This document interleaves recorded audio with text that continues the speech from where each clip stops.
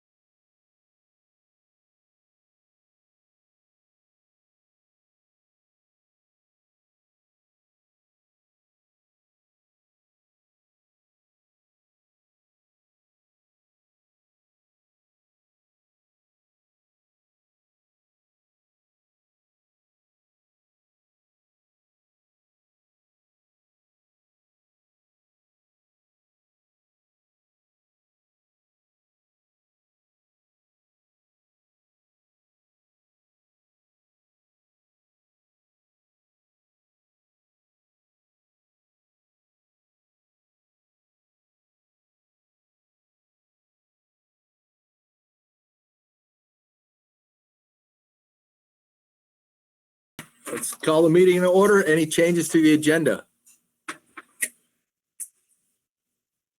Hearing none, we'll go to public comment period. Any member of the public want to address the board on any issue not on tonight's agenda?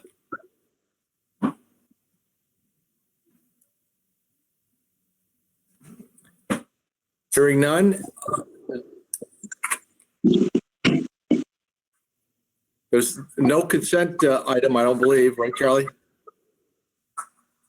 Yeah, that's correct. None Okay. tonight. So we'll move to approval of minutes of the June 17th meeting. I move we approve the minutes with Catherine's edits. I'll second. So we're all looking at you, Catherine, for any edits. I have one.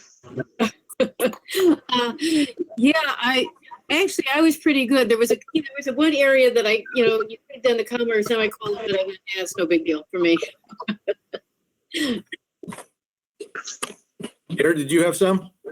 Yeah, actually, I'm not sure it's an edit, but it's an issue that I felt I should address in leading through it.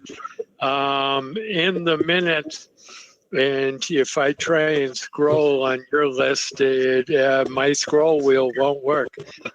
In the motion to approve the tip, it's down a little ways. Yeah, sorry. Page, It was page two, line 18. right there. Yeah, line 18. Jeff Carr made a motion, seconded by me. The minutes may very well be right, but I can't vote on tip. And I should not have seconded that, which makes it possibly invalid. Well, You're a commissioner. You can make a motion. You just can't vote. Okay, I just wanted to make sure that, I didn't vote on it, but I'll try and be more careful about seconding in the future. I just wanted to make sure that wasn't a problem. Garrett, it was actually just a vote to warn the public hearing. So that's even just a simple warning as opposed to actually voting on the tip itself. But I don't have an MPO vote, so, I seconded an MPO motion. So I just wanted to bring it up in case there was an issue with that. As I said, I'll be more careful in the future. Thanks, Garrett. We'll be more careful to watch for you seconding these MPO motions too, okay? As well, you should. Well, this is Jeff. Garrett is on the MPO board. He just doesn't have a vote. That doesn't mean he can't participate in discussion. And I don't think that means you can't make motions to warn or second public hearings or anything like that, Garrett. It's just you can't vote on the specific funds because of the way the MPO is arranged and because of your relationship with V-Trans. Yeah, and I thought that I was not on the MPO board, just on the RPC side. So Charlie, let's say it's fine for now, but Charlie, maybe you can check on the bylaws or whatever.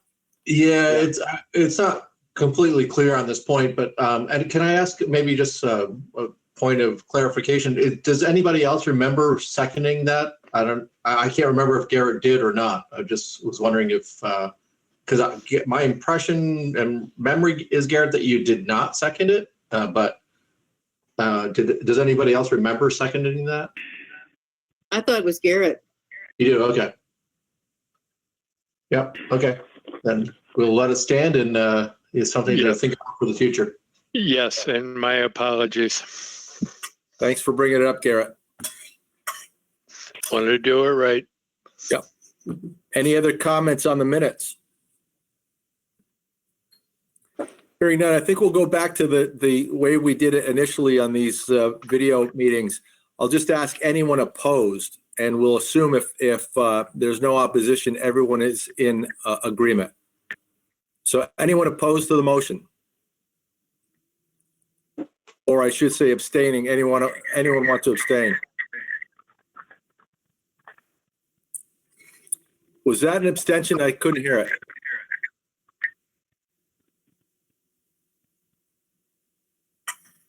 Okay, motion passes.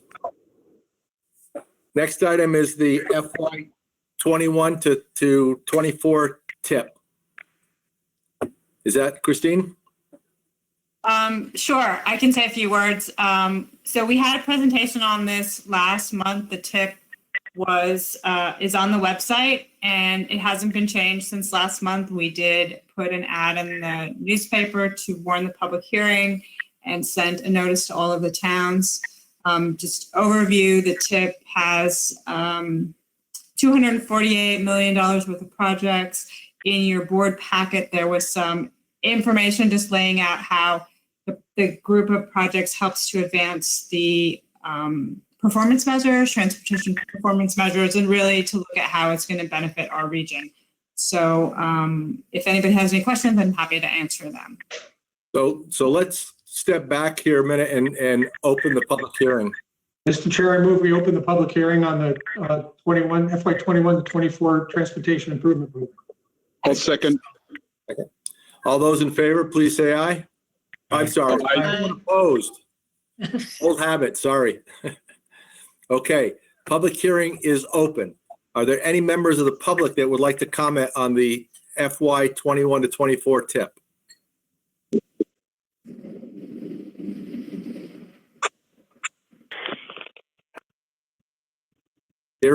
Hearing none.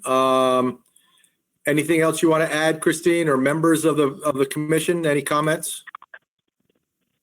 I'm good.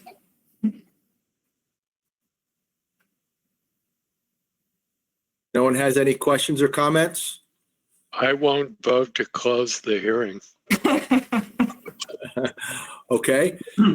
I guess I'll take a motion to close the public hearing. I'll move we close the public hearing. I'll second. Second. Anyone opposed to the motion? Any abstentions? Okay, public hearing is closed. Now we're looking for approval of the tip as presented. I move we approve the FY 21 to 24 Transportation Improvement Program. Second. Any questions, comments, issues? Hearing none. Anyone opposed to the motion, please say no. Anyone wishing to abstain? Okay, the motion passes. The tip is approved. Mike, I'm sorry. I have Jeff Carr moving to approve. Can you tell me who seconded that? Dan Karen. Thanks, Dan. Okay, next is certification of planning program. Mr. Chair, I move we authorize the chair of the MPO to sign the certification of the planning program. Okay, I'll second. This is Jim. any discussion, questions? Hearing none. Anyone opposed to the motion? This conference will now be recorded. I don't think that's a negative. but- Sorry Anyone about that. abstain- Anyone abstaining?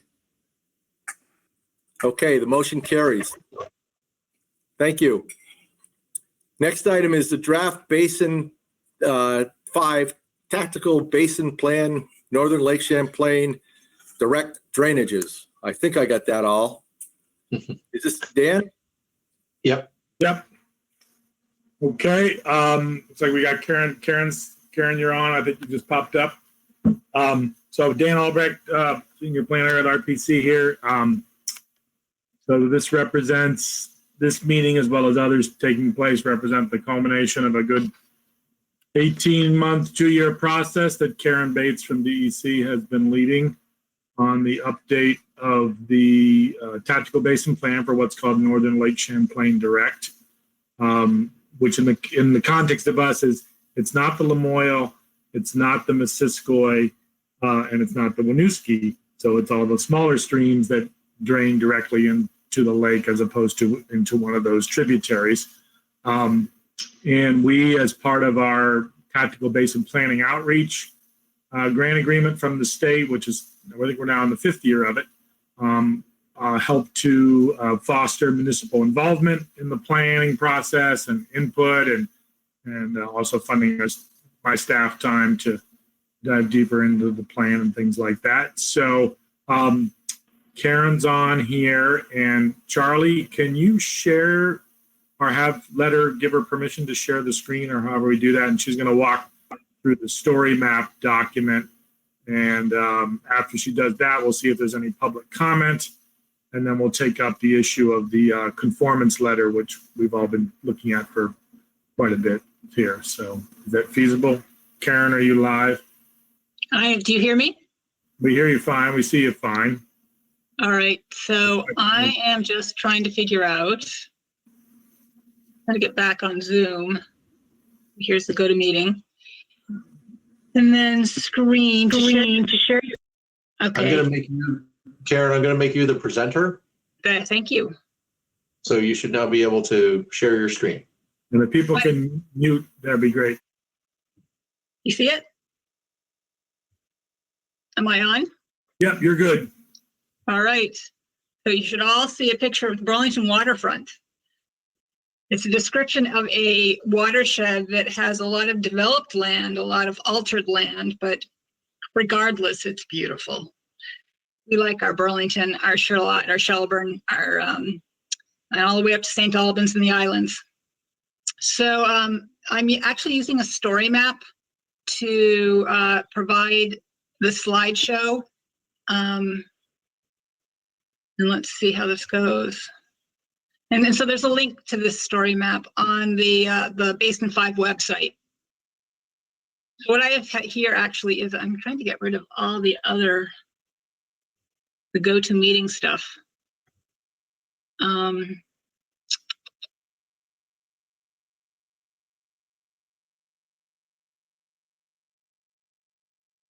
right, let's just see if it works. Shoot. It's looking good, and people on the right-hand side, they can make their screen bigger if they want with the plus minus button.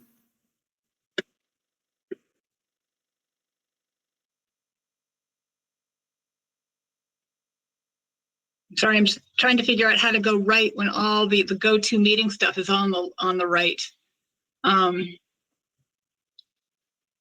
Options, maybe I can,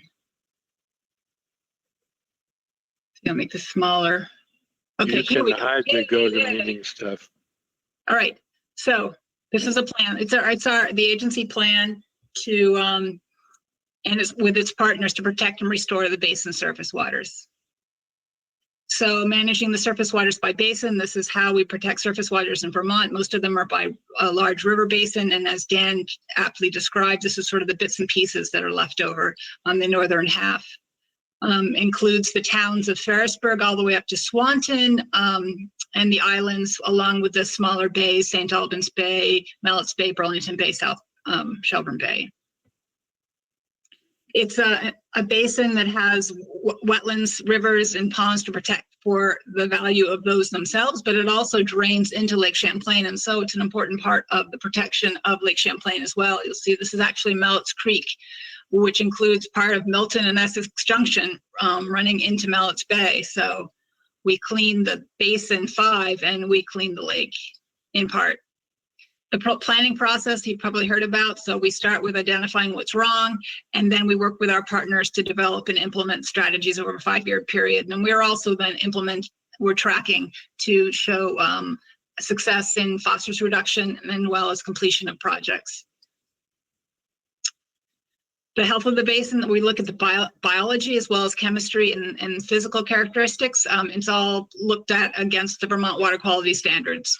So you'll see in this plan, there are the slideshow, there are links to the actual document. So if you go onto Basin 5 website, you'll be able to explore more in depth these the areas that I'm talking about. So we're looking at it for trends, but also how climate change might be affecting it. So then the first question then, after we've identified what's wrong, what's right, is, well, where do we protect? And a lot of the protection we do is by reclassifying or designating a surface water as a more pristine water than others by acknowledging that the higher quality conditions exist. We are better able to protect it through voluntary actions, but also regulatory actions. So in this basin, we do have a lot of wonderful wetlands, just because with the mouths of large rivers, you often collect that, the floodplain deposition, which the finer silts and sands, which then become the basis for these beautiful wetlands, red maple, silver maple. So in this basin, we already have wetlands that have been designated as a more pristine or class 1, and those are the La Platte, North Shore, and Burlington, the Sandbar. But there's another one up in Alberg, Mud Pond area, and that is one we would propose for designation as a class 1 instead of a class 2, so that it would have more protection, and the values that are above and beyond what you would expect in a class 2 could be protected that way. The only other area that would be protected through a proposed reclassification would be Trout Brook in Milton. And there we've done the biomonitoring to show that the water quality is very closer to pristine than the other areas in the basin, close enough that we could say we should be protecting it at a higher level or with a higher classification. This would be a B1 candidate. And the classification system I won't get into. This page could show you how to, and other pages to read into that more. So where do we restore? So this map is actually interactive. If you go into it, you'll be able to click onto it and find more about the streams themselves. Like these are the direct drainages to Mallett's Bay. I seem to be stuck in that area for you guys. And here on the left, it'll tell you if you, let's see, I have to do this. So we'll do Allen Brook. So Allen Brook, if you go down here, you can actually see that its pollutant is stormwater chloride. And this is the extent of the area that we feel is an issue. So for these then, what we do is what we're trying to do is address the stressors. So what is going on on the landscape that's actually resulting in the release of pollutants or lowering water levels. And the way that we focus on it is through really looking at the landscape. And in this area, you can see that we still have a lot of agriculture, and the developed land, which is the red, may be small, but we know that that developed land can actually provide more pollutants to surface waters per acre than almost any other land use. So, in doing it that way then, we have actually divided our strategies or grouped them by land use. So agriculture, developed land, stormwater, developed land, roads, natural resource restoration, and then wastewater, which is the only point source we really deal with in Vermont. They each have their own objectives, which you can read about. So the strategies are also the work we do, but the work we do with our partners as well.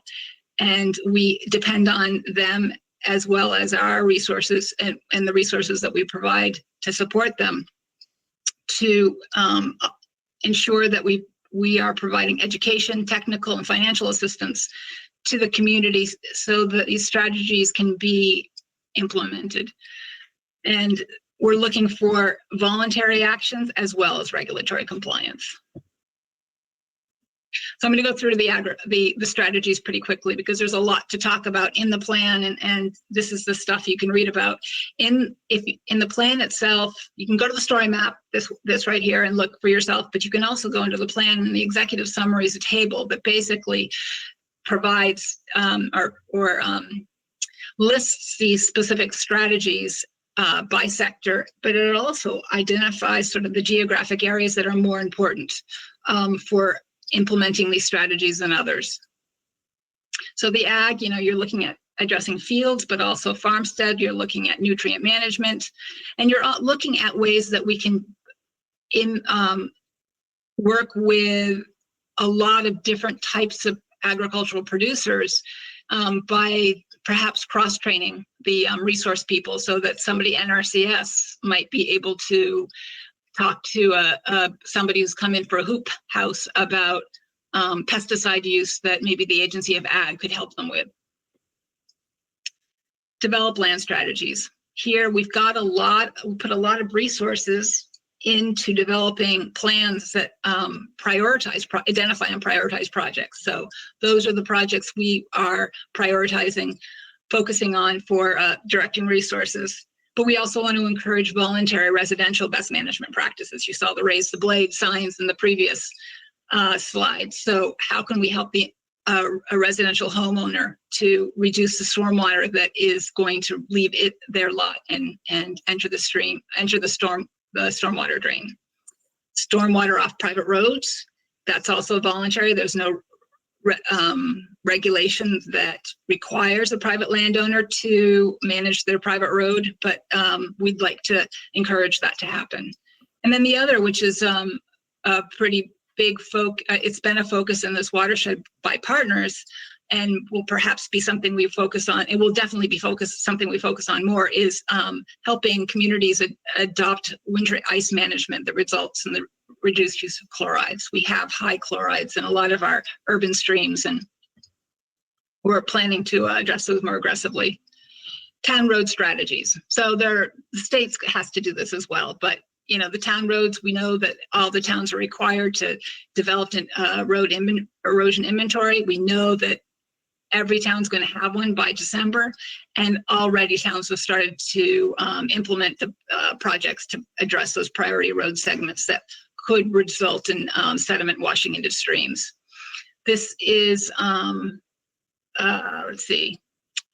So let's encourage through financial technical assistance. And then culverts and road maintenance. Forest strategies. Here it's just where there's logging roads and landings, how can we focus on the reduction of erosion? There be best management practices for silviculture as well as for a lot of other land uses. And then also, how do we conserve forest land so that it continues to be a land use, a working landscape? And then Skidder Bridge program, which is how we help loggers build or rent a bridge that they can move from stream to stream depending on what land they're logging. Wastewater treatment, you probably all know this. We provide assistance for upgrades and optimizing phosphorus removal, but we're also looking at helping communities upgrade septic capacity at a community level. Community waste on-site systems are useful in many areas where they can't connect to sewer or can't afford to connect to sewer. And we have more resources to assist in that area than we have in the past. There's a wood duck house here that was really the only picture I had that looked close to wastewater treatment. Anyway, natural resource river strategies. Let's protect the river corridors through restoration of floodplain, shoreline, dam removal, wetland restoration and conservation. That's where a lot of the phosphorus can be held. It's a sink. Let's encourage that to happen. And then the reclassification, lake strategy, shoreline, forest cover, and then reduce the erosion that you're going to see from residential activity, let's say around the shoreline, and also aquatic nuisance species management. So all these projects are in the Clean Water Portal. It's a way to understand what we've done, but also projects that we can do in the future. The draft plan is available for review and comment until August 7th. So I would encourage all of you to take a look, at least at the story map, more in depth. And the other thing that can happen here as well is that, let's see, this story map includes a lot more resources. So you can look into how the basin planning process happens.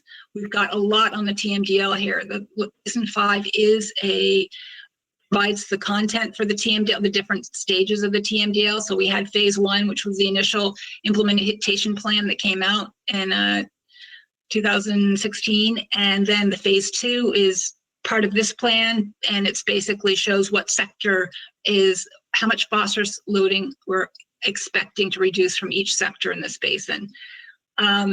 This is a nice cartoon that Lake Champlain Basin Program supported development of with UVMC grants, and explain what a TMDL is.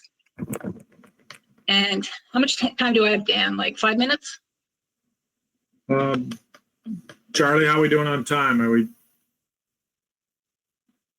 So anyway, so you can also, we also have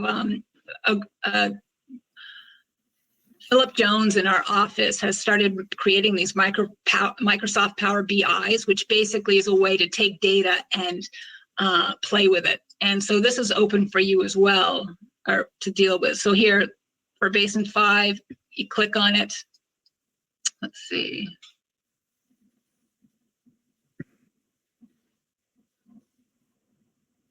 I think we're doing pretty good on time. So. All right. And so you'll be able to see here, I told you that part of the plan is to show, basically say, you know, we think we need to remove or manage phosphorus loading from each of these sectors by this much. So this has 2 pages, 1 to 2. This is going to tell you, let's say for ag, you have our crops, it's about 54% of the phosphorus load to the basin. And that's something we said we'd give to EPA in this plan. But we can also estimate that the phosphorus reduction would need to be about 50% to meet the TMDL. Oh no, this isn't Basin 5. You got to click this on the left. All right. So most of the phosphorus reduction that's going to happen in the basin is going to be through addressing cropland. So that's of interest. And then we have another one, and this is really where a lot of our work is going to come into play, are going to be focused on in the next phase of this basin, or the TMDL. So phase 3 is going to provide EPA with much more specifics as to how many acres of cover crop we expect to implement in the next 5 years. At this point in time, we know that we're just getting a lot of the regulatory programs in place, and we are introducing practices to the producers. And we found that we are getting a lot of, let's see, I'll show you an example here, interest and a lot of phosphorus reduction. So at this point, we're just saying the regulatory programs are working, and we can show you how much phosphorus we've been able to reduce, or how much, like with the erosion inventory, we've been able to assist all towns in a way that they are now in compliant with the regulation. So we're doing what we need to do. We're on track to continue to reduce phosphorus loading for each of these sectors. So for example, with ag land, there's a map here showing that, let's say, you know, that St. Albans Bay and Jewett Brook basically are providing a significant amount of phosphorus load because of agricultural use. And this plan focuses a lot of, that's a priority area for strategies as identified in the plan. So how much and what is being done then? And what could be done? Well, if we look at cover crop here, you know, have we been doing enough work in the basin to help encourage the use of these best management practices to reduce phosphorus? If you look at 2015, this here is a graph of cover crop adoption by the acres that have been put into cover crops over the years, each year. So it's not accumulative. It's just these are the contracts that NRCS was able to sign, or have, what do they say, sign, implement, or complete, because producers were interested. So 2015, you had, you know, less than 500 acres in cover crop, but by the time you get to 2019, you've got almost 3,000. And it's down here, you have it in numbers, 456 to 313. So that's significant. It means that farmers are interested in cover crops. And from what we've heard, they like them because it actually helps with increasing productivity. It helps increase the health of the soil. It helps absorb stormwater or runoff, so that it's not only reduces the erosion that comes with that, but it also helps produce healthier crops, higher yields. So we think that we're confident this is going to help.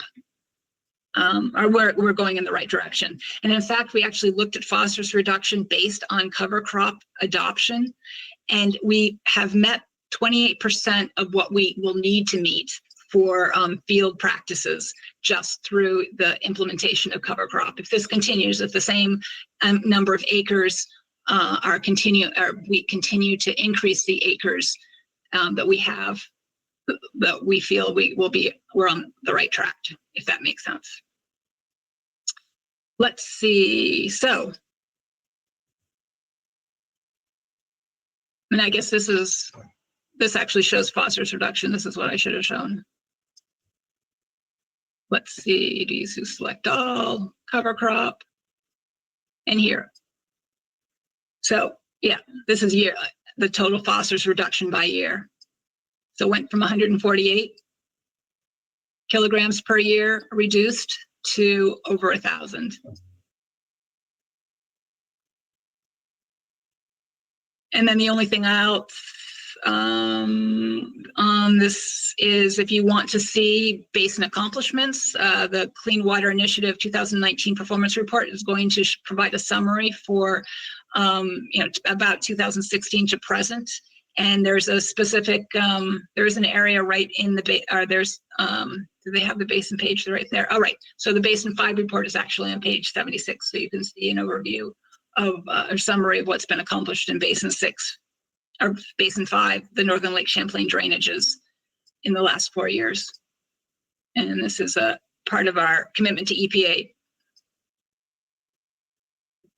And last but not least is that there is an explanation or some resources pointed to that can be used by organizations, towns, individuals who want to become involved in implementing stormwater or resource protection projects through the portal, which is right here.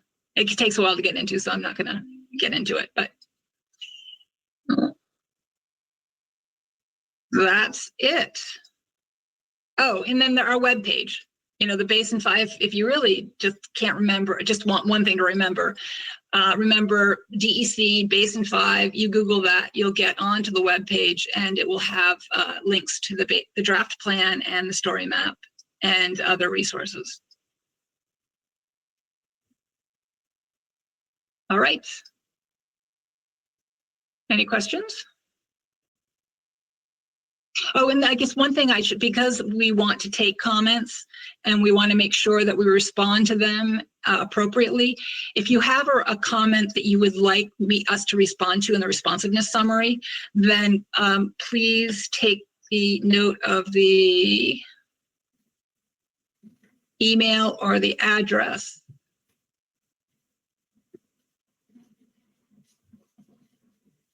And just send it to us. anr.basin5comments@vermont.gov. So anr.basin5comments@vermont.gov.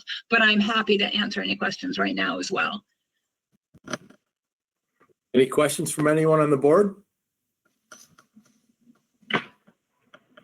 A comment, if I may. You're on. Really impressive stuff that you put together here, and a whole lot of information. I will be spending some time looking through it. Thank you very much. Well, I appreciate your interest. Who cares about a clean lake?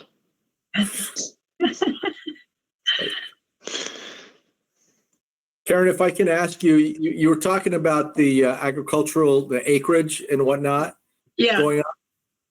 And the reduction in phosphorus as a result of cover crops? Right. Do you have some sense of how much acreage is available for cover crop? I guess I'm just thinking in terms of, are we talking about 1% of the available land area is now using in cover crop, 10%, 50%? Right. That's a really good question. And I'm pretty sure, I'm not sure how to do it, but you have, let's see, you have percent. So you have 11,994 acres in crop that could become cover crop. And I'm not sure here if they tell, oh, and then they tell us, so remember that number. So that's 1,200. And then total practice acreage by year and practice type. Let's go here. Let's go to cover crop. So 3,000. So, we've got 9,000 to go. Yeah, so we're about 25% of the available land area. Which is, if everybody really felt cover crop was the ease or what they wanted to do, the producers, let's say, and we had the resources to help them get started, because it does take a little bit to get going, and you've got to risk some failure, then we may be able to meet a significant amount of phosphorus reduction through cover crop or implementation of cover crop. Obviously, there are other practices we'd love to see as well. Karen, this is Don Niels. I'd just like to make a comment about cover crops, just so that everybody is clear that cover crops alone are not going to permanently achieve the goals of TMDL. Cover crops are what we refer to as an annual practice. A farmer that adopts 100 acres of cover cropping this year could easily abandon it next year for one reason or another. So it's not like a sediment control basin in a town or pervious pavement in a parking lot. So it's an annual practice, and it has to be tracked. So there are some wrinkles there. Yeah, but I do feel like, it's a practice that if they adopt it and like it, which we've heard that they do, that we can assume that they'll probably, most of the cover crop, our acres that are in cover crop now, will probably continue to be in it. And yes, you're right, there'll be some farmers or producers that will decide, no, I don't want to do it, or like pave it over for a parking lot. But there's part of my confidence in what has happened is based on the fact that people like these practices, and the and any of the practices that are done, like a stormwater pond, if you don't clean it out, it's not going to work. So it's all of this is going to we're not going to be able to throw our money at something and walk away. It's going to be continually encouraging landowners to keep up with it, maintain it, try it again. Can you, try it again without financing. For the non-agricultural folks like me, cover crop, what exactly is that? Oh, here's a picture of it up here. Basically, what it does is it after the corn or the annual crop is harvested, they plant grass seed, and that will allow then the soil to be held by the roots of the grass. And because then it's an annual, there it is, then it will die. So it increases the health of the soil because you got more growing on it and more organic matter being incorporated into the soil, but it also holds the soil so that during those November, spring rains or melts, there's going to be less sediment that gets carried all the way to a stream. We've talked a lot about agricultural practices. What about, can you refresh our memories about reductions from different areas? So with stormwater management is another area where we've got to collect the stormwater. We want it to infiltrate in most areas because, well, that's why we have the flow reduction plans, because they cause erosion in stream channels if too much comes in at one time. So here's a practice in St. Albans where the flowers are actually a stormwater treatment practice.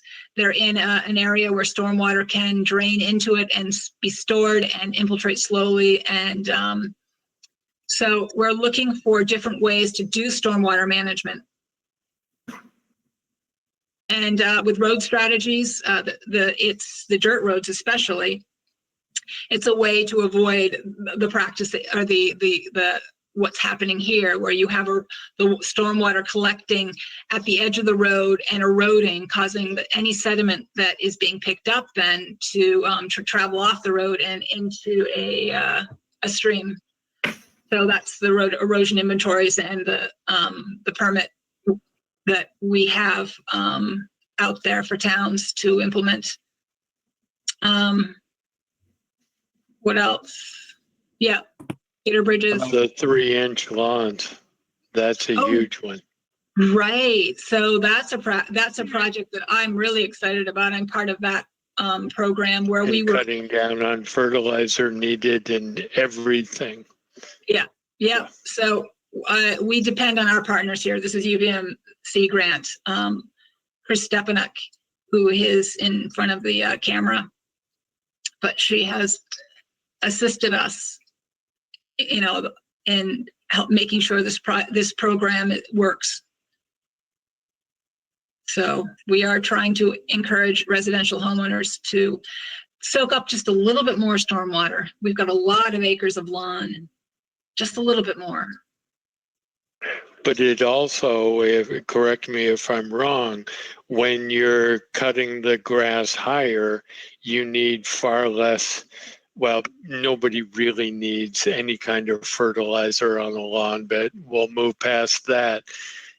If you feel you need a super green lawn, by keeping it taller, the 3-inch instead of the usual 1.5 or 2, you get that dark green lawn with a lot less fertilizer, which is a large component of runoff into the lake, as I understand it.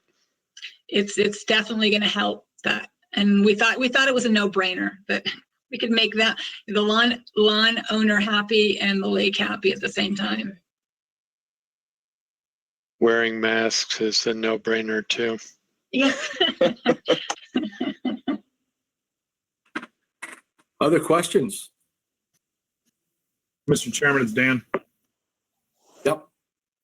Just I want to be sure that we offer any members of the public who may be on the line the opportunity to comment, where our meeting here is in part, or this agenda item captures our obligation to collect any public input. So I just want to be sure that there's a call for that. So. Okay. I just had a quick question. Yeah, who's that? It's Matt Jarvis. I'm on St. Albans Bay. Yep. I was just at a quick observation of how much of the situation we're in right now is because of phosphorus runoff. I mean, if we were to go back 1,000 years from now and look at the bay, I mean, would it be perfectly pristine and no seaweed, or is that part of the innate nature of a shallow bay?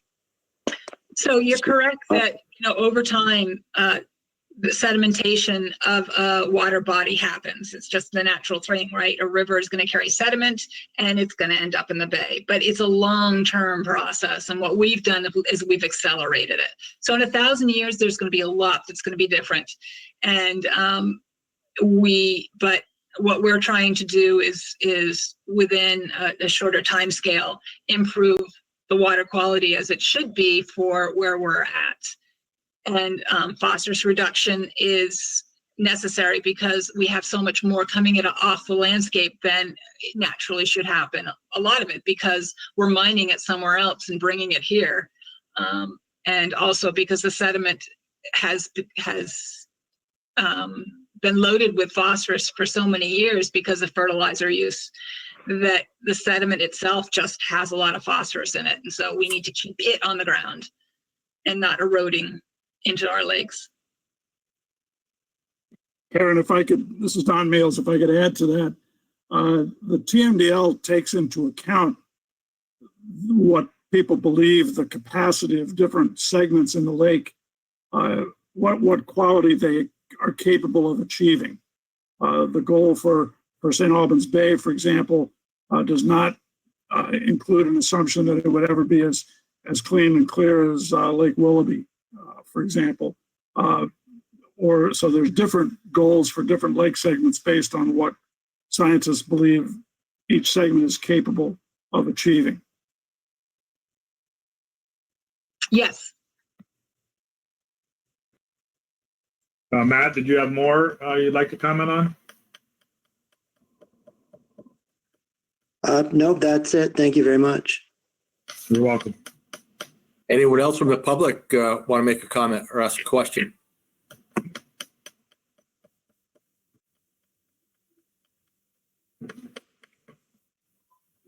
No? How about members of the board? I would say one thing. This is Garrett. Don't fertilize your lawn. It's not needed. Actually, if you can reduce the amount of lawn you have and take it back to natural cover, that's even better. But I won't get up on a soapbox here any more than I already have. And that's our Don't Pee on the Lawn campaign. So we have that. Yeah, we agree with you. What? You're Have you talking heard- to some men here. A little bit of humor. Just a small staff comment, Mr. Chairman. Yeah. Yeah. So Karen, great job on the plan, and I really like the story map too. I think it'll help make it always useful to send people a link like this that allows people to explore rather than a static PDF. So now we'll be able to do both as it will be very helpful. And I think it'll also be very helpful for our potential work. It's not final yet as the clean water service provider for Basin 5.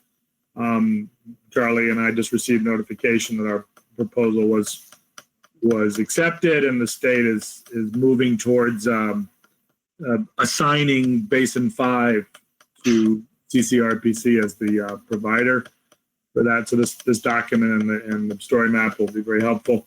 As far as the plan goes, I will send you some staff comments on my own of just some second. I had sent them to you earlier, but it was probably like a week or it was mid to late June. So I know you didn't have a chance to incorporate them here in this final draft, but all in all, really great job, and just beef up a little sections on the MS4 description, things like that. But great work. And we will, for those who may be viewing this recording, there will be a public meeting next Monday, the 20th. Yes. And we sent that link out. I'll do another email blast again to all our municipal staff and Planning and Conservation Commission members of the individual municipalities on that. So that as far as the comment section here. So thanks again, Karen. And then, Mr. Chairman, if I may just move into the final tactical basin plan conformance letter. Please do. Could I ask one request first? Karen, thank you, first of all. But second of all, any chance you could paste the link to the storyboard into the chat window so we can copy that?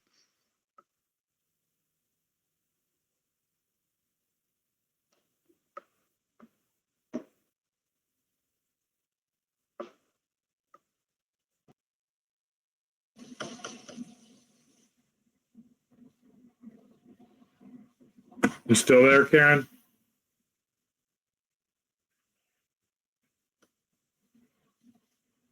Karen, you're muted.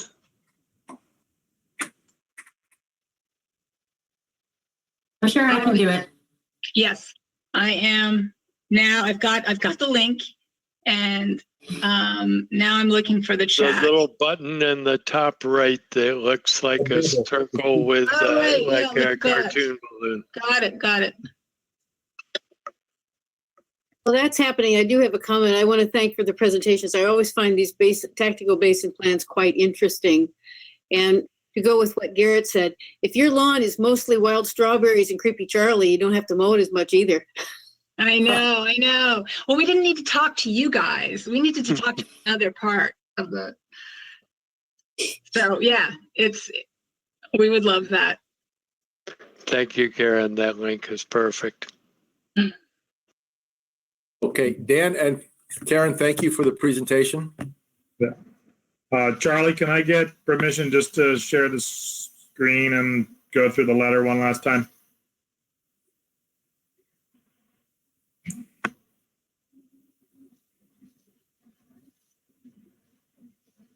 It's Okay. okay by me. All right. So we have the letter here. Everybody should see that. You've seen this before. It's been reviewed by the Clean Water Advisory Committee, the Executive Committee. You guys saw an earlier draft of it. Per some of the comments, we tightened up the language here on the additional recommendations section. And we include now a reference to the various costs per kilo of phosphorus removal to advocate for other mechanisms besides expensive wastewater treatment facility upgrades. So that's pretty much, the same letter. So this is our formal action by the board required here. So that's that. So we just need a motion on the letter. Also move. This is Garrett. I'll second. This is Jim.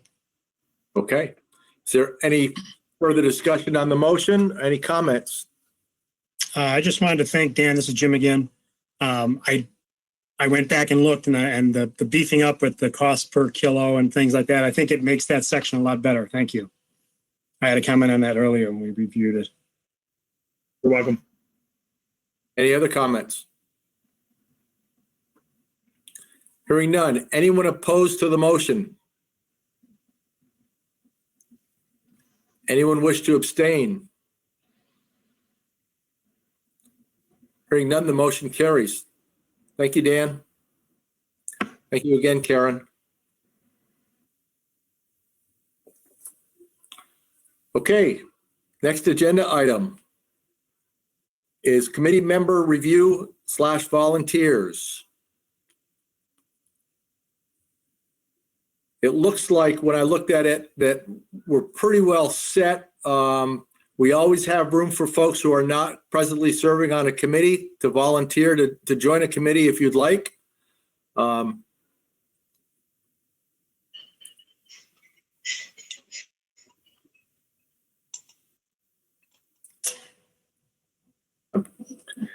Charlie, Jim. Yeah, I'm sorry, Jim. Go ahead. I was just saying, if you need, I'm willing to be the VAPTA alternative or alternate. Okay. You don't have to request that twice, Jim.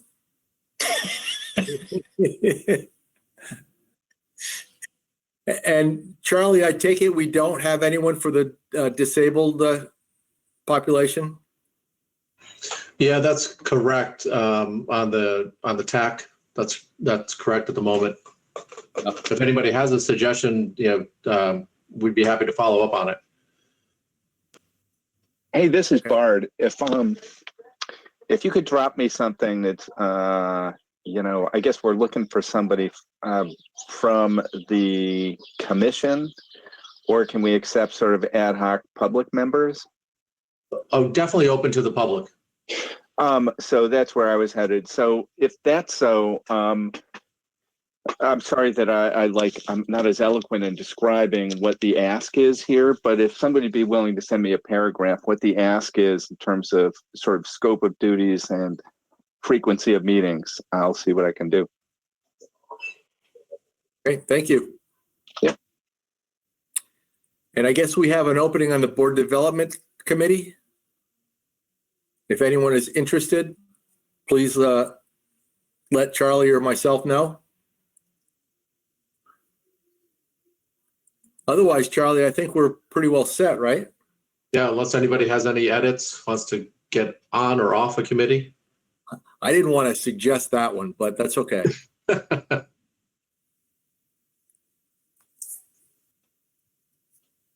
All right. Just a reminder that I left an executive committee meeting one time and came back in and found I'd become chair.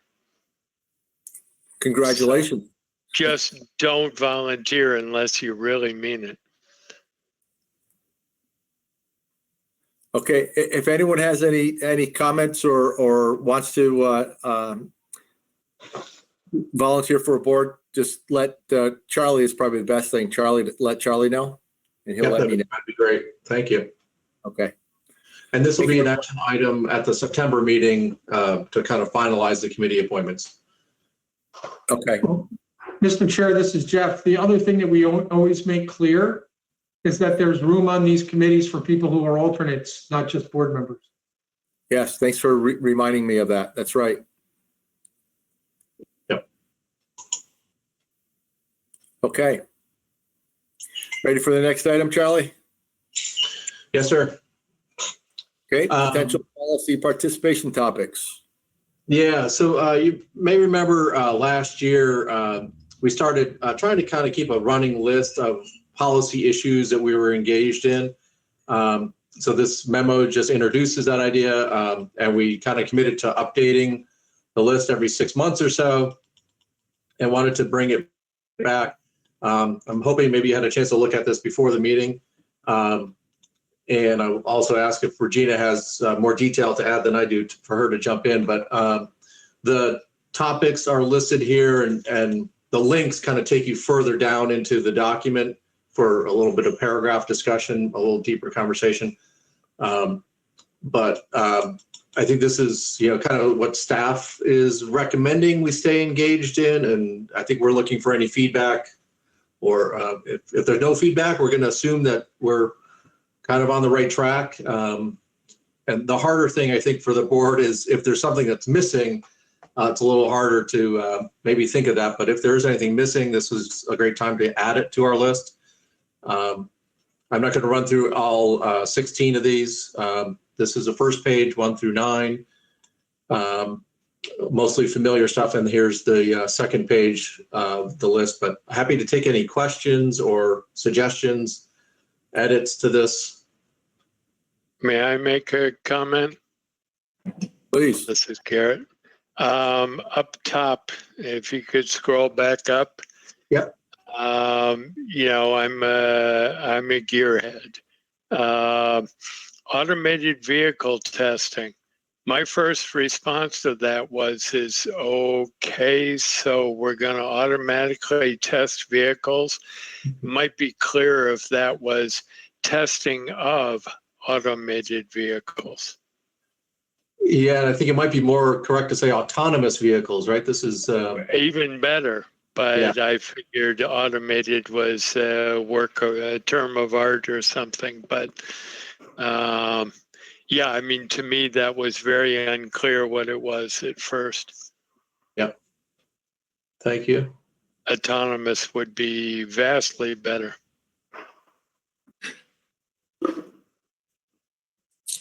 This is Don Meals. I'd just like to make a comment. I concur wholeheartedly with this list of topics, and I would request that those powers that be that formulate our agendas consider adding from time to time a topic from this list as a discussion item or a presentation item on our meeting agendas, which to my mind are sometimes a little too transportation all the time heavy. And I would personally like to learn more and be engaged more in what these other activities that the commission staff are involved in. Okay. Good idea. Thank you. This is Jim, and Garrett, I have again. two questions. Go ahead, Go ahead, Garrett. Number 6, rail service study. Yes. Hopefully we can make that one a real priority, particular with the absolute stalling of David Blittersdorf's stuff. Would love to see far more on that. Back to you, Jim. I'm sorry, my clocks are going off at the moment. First one, I was just wondering if you could give the rationale for not actively participating in number 9, climate change. There was a no, just monitor it rather than actively participate. And the second, well, I'll stop there, and I have a second one on number 10, just a recommendation. Yeah, I'm sorry. I'm trying to remember back, Jim. And again, Regina, if you have more detail on that. I think that was a specific bill, and we just we looked at it a little bit, and it was at a pretty high policy level that we didn't think there was a strong role for us, but and I think it is moving, and I think it's going to get some consideration in the Senate. I think it got voted out of the House. Somebody update me if I don't have that accurate, but I think it may very well be on the Senate agenda when they come back at the end of August. I think that's right. Yeah, I knew it went from one to the other, and I thought if we could, depending on what it was, I thought there was more in it than high level policy. But if that's what it is, then I would agree. Monitor is good. Yeah. The big picture on that, if my brain cells are starting to click in a little bit more here, is that it's really trying to increase the emphasis on meeting our climate change goals, including the right for citizen lawsuits. And so it was kind of codifying a lot of the goals that have been in different plans and documents over time into statute, and trying to put a stronger, I'll call it, enforcement mechanism, in terms of trying to meet those targets. But and if others think we should get more engaged in that conversation or make some comments when it gets to the Senate, this would be a great time to tell us tonight. So Charlie, I think that it already passed both chambers. If I that could be. Yeah. So I think that's part of the reason why we're just monitoring. I mean, I think there is going to be a lot of follow-up, because part of this bill does codify the 90% renewable by 2050 and all of those energy goals we've been working towards so far. But it also creates a council facilitated by A&R to figure out how to actually meet those goals. So we certainly, I think, will stay involved in terms of how those studies and those things come to play. But I think in terms of this actual bill, I think it's, unless it's vetoed, it's on its way. So this is Bart. I'm looking at the website now. It looks like it was passed by the House. There is a Senate proposal of amendment on June 26th. So it sounds like it's kind of stuck in transition at the moment, but headed towards passage. If that makes sense. The conference committee. Yep. And Jim, you said you had something on number 10. Right. I agree with that one, but the only comment was there was particularly the definition of preferred sites. I'd also request that we stay closely involved in the caps on renewable energy by individuals and businesses, because they greatly restricted those a few years ago. And if some of that could come back again, I think it would be very useful to meeting the goals we were just talking about for number 9, but also making alternative energies more affordable and usable at the local level. So I would encourage that we focus on that as well. Mm-hmm. Not take away from what we're already doing, but just add a little bit more to it. Okay. Anything else? I will say that probably our next agenda topic may be added to this list. So, but maybe we should. That was my indelicate way of transitioning. Nicely done. So we'll move on to item 9, which is racial justice discussion. And we had a brief discussion at the executive committee meeting and decided that we should put this item on tonight's agenda to have a more open discussion. And I guess it started with a conversation about, is there a role for the RPC to play in the whole racial justice discussion that's going on right now? And I'll turn it over to Charlie, because Charlie, I know you've got some stuff that you want to go over with us. Yeah, and I'll turn my video on. I can't see you all very well when I'm sharing my screen, but just to give you an update as to some of the conversations that have been going on, you may have seen some reference on that list of 16 items to this Population Health Alliance. and I may have mentioned this before about the opioid alliance has kind of evolved into a broader look at population health. Tomorrow morning, there's going to be a press conference, and I signed on to this thinking it was consistent with what we have in our ECOS plan and our efforts to address equity. But the gist of the press conference is going to be identifying racism as a public health emergency. And so, and if you read my newsletter opener a couple weeks ago, it's kind of, I don't know, I guess I was already thinking a lot about this issue, given all the conversations going on around the country, and also looking at what we've been doing or trying to do. If you go back to our ECOS plan, we talked about 8 strategies in our plan to make our community more sustainable and prosperous and equitable. And the strategy number 8 in our ECOS plan is actually the equity strategy. And there's certainly more work to do there.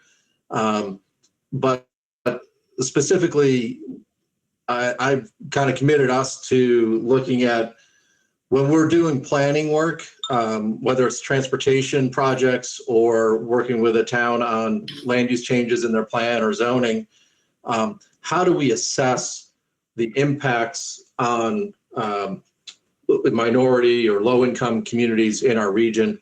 To date, we've been compliant with federal Title VI requirements, which has largely been don't do anything bad. Let's not repeat the 50s and 60s when we were building interstates or urban renewal through low-income neighborhoods. But I think the conversation, for us is going to start to turn to how do we make positive investments in those neighborhoods such that we increase opportunity and improve equity in our region. So I just wanted to, I guess, kind of throw all that onto the table to let you know where my thinking is, and that I have already kind of taken some initiative on my own to say, yes, CCRPC is a partner in this effort to address racial justice in Chittenden County. So I don't know if that was a little risky or not, but I'm welcome some feedback on how we do that, or hopefully not if we should do it, but maybe a little bit more about how we should do it. So Mike, back to you. Okay, thank you. So good overview. I guess when I started thinking about this, it was prompted by your letter in the newsletter, Charlie. And it was, there are things going on in different communities, but I'm not sure how coordinated they are. And maybe a hope of, is there a role for us to help coordinate efforts so it's a more of a countywide or regional solution, as opposed to 8 or 9 different strategies that may or may not be consistent. I think back, and of course I was brought up in the 60s and 70s, not to tell you my age, but anyway, you look back at things that were going on then and they're still being discussed today. And so the question is there something that we can do? And it's a very difficult situation, but with all the interest in racial justice right now and the things that are going on, I guess it was just a matter of exploring to see what role, if any, the RPC might be able to play in that in our region. And I'll throw it open to anyone on the executive committee, because we did have a short conversation about it, or anyone else that has any thoughts. And I will just add quickly, Mike, that's a very good point that I have been kind of pushing. This isn't any one municipality figuring this out. This is everybody participating collectively, and I have been offering us to play, any facilitating role. We're certainly not the experts in this, but if we can at least create, the forum for people to discuss it, or co-host or sponsor or whatever type of forum to have those conversations together, I have been pushing that we can do that kind of thing. Okay. This is Andy. I'm not really sure what our role is, but I know we have one in this. It really seems like we ought to be doing something. I'm not sure how we go about exploring what it would be. I mean, I appreciate the work, Charlie, that you're doing, and I fully support that. And I think that's great. And it just seems like there ought to be a larger role that we could be taking in on this. And Mike, it may just be helping facilitate or coordinate or act as a clearinghouse for knowing what's going on all over the region. So that way somebody knows what all the different groups that are doing things are doing. Again, I don't know what we should be doing or what the answer is on it, but it just seems like we ought to be involved, that there is a role for us. And as Charlie pointed out, it really fits into our ECOS plan really directly. So I think it is an important role for us. Thank you. Go ahead, Catherine. Yeah, I agree that, with Andy that we need to do something, but I like the idea that Charlie's talking about zoning and issues like that, because no matter how, we've thought we've treated people over the years just because of our own skin color, we don't quite understand. And, where do we have systemic racism within the zoning just because of the way it's laid out for affordability or things like that we're not even recognizing? And it would be helpful to look at those kind of issues, and figure out what we can do going forward to have more inclusion. Was that Bart I saw waving? Yes. Yeah, thanks. So I've been thinking about this a bit, and it's been interesting in our town, 4,200 people. It seems to me people in our small town have floundered a bit. There's first a general conversation. It migrated towards defund the police, and that means various things. Just to be clear, our police department has 5 positions, 2 of which are vacant, and a third will be vacant. So it's not quite Burlington, where should we have 130 or 90? Literally, we get to a point of talking shifts.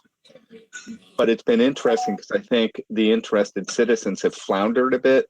And then they've said, well, we as a town don't invest enough in mental health services, and raised the question, well, do you understand designated agencies and the Howard Center and how mental health services in the state are funded under statute and regulation? I think people, to mirror something that was just said, people want to do something and they aren't quite sure what it is. So it feels like there's a moment of momentum, and how can we channel that to perhaps be a bit more productive? And based on scale, I'm convinced some things like the Howard Center Community Outreach Program are by definition regional. Richmond, Vermont is not going to buy a van and outreach workers for Richmond, Vermont. So by definition, I think a lot of these things are going to be regional based on population size and infrastructure. And that tends to lead me towards not being exactly what the role of the commission should be, but that there is one, just as was just said. Okay. Don, I see your hand. Okay, just make a comment. One of the things that I think we can do and probably should do as a group is educate ourselves on some of these matters. There are many ways of assessing, for example, implicit bias that we all are likely to have, even if we don't know it, since we're all white, essentially. There's also information that we could learn from about policing in Chittenden County and all over the state, and the racial inequities that exist in the current policing system. Those kinds of things we could educate ourselves. Somebody mentioned zoning and housing. That's another area. But if we educate ourselves, then we might be able to apply some important principles to future decisions that we don't even know about yet. So I see another hand up before we go there. Charlie, you and I had this conversation, and there is a person that you had mentioned that possibly bring in.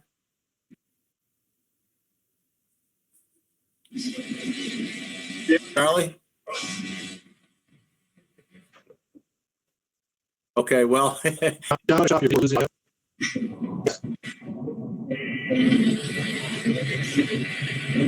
This is Bart. It looks like Charlie's frozen, but maybe Susanna Davis? Yeah. Yeah, I'm not sure. I'm sorry, I can't, the pictures are so small, it's hard for me to figure out who's who, but someone under Catherine on my screen is waving her hand, so go ahead. Yes. Hi, it's Elaine from the town of Essex, Jeff's alternate.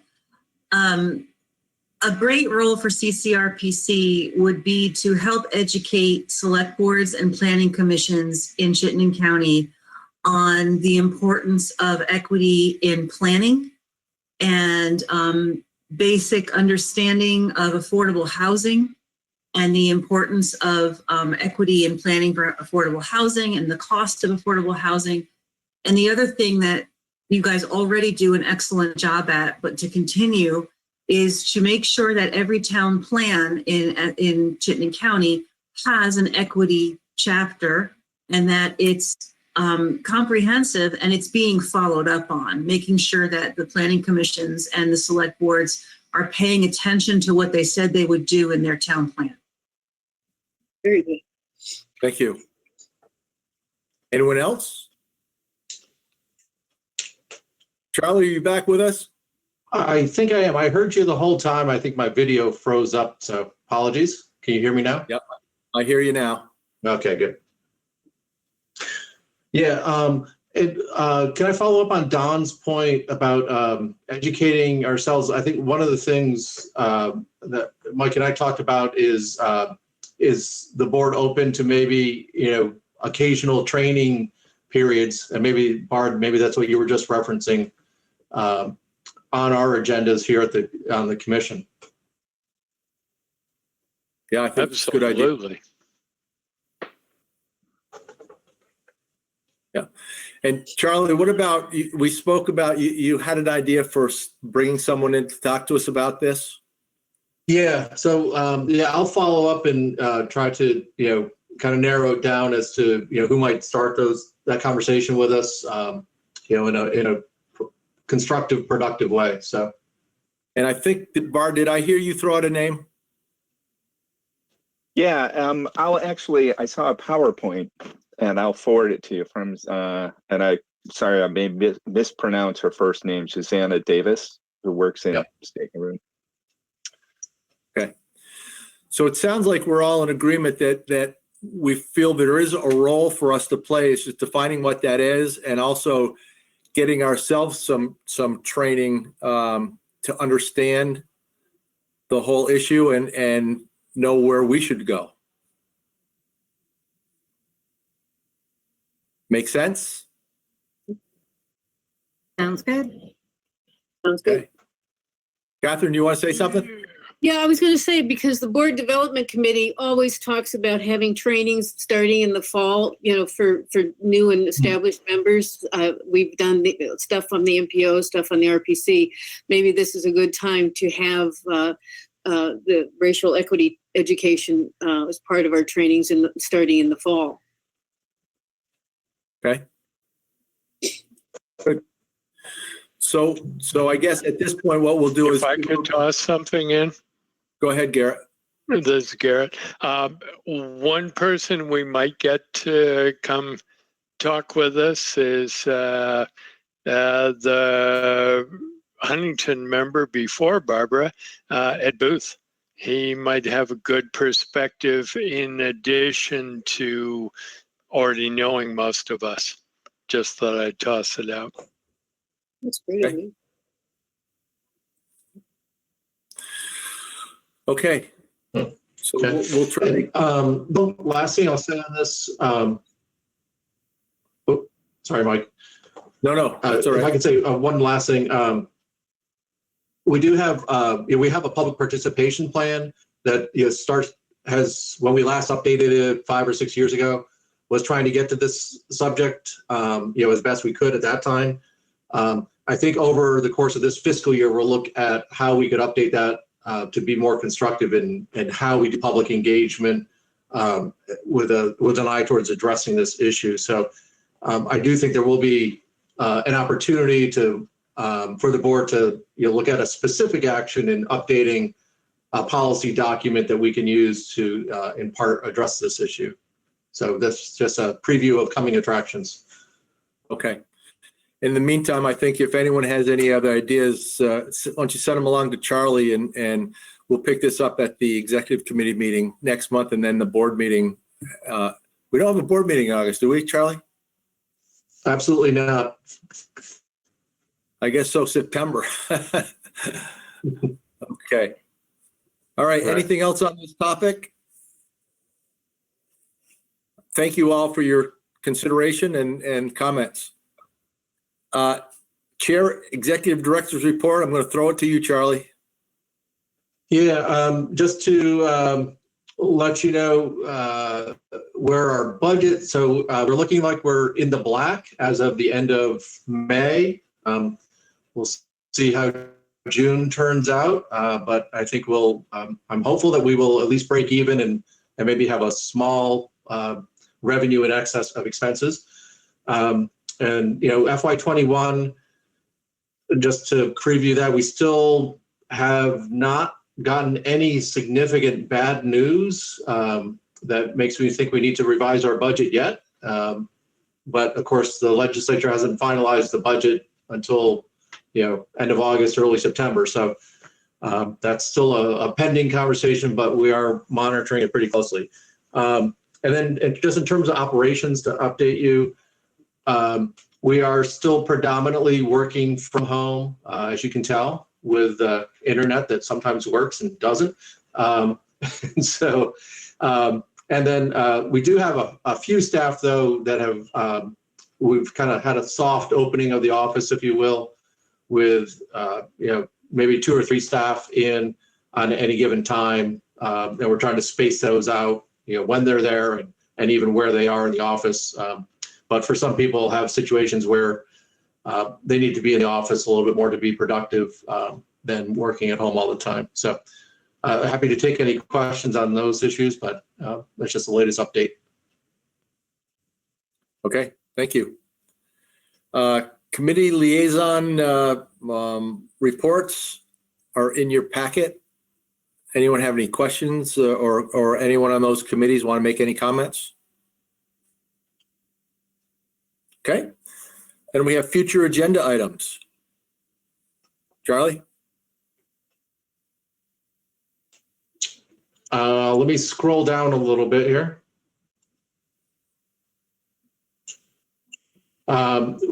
We were talking about inviting Secretary Flynn.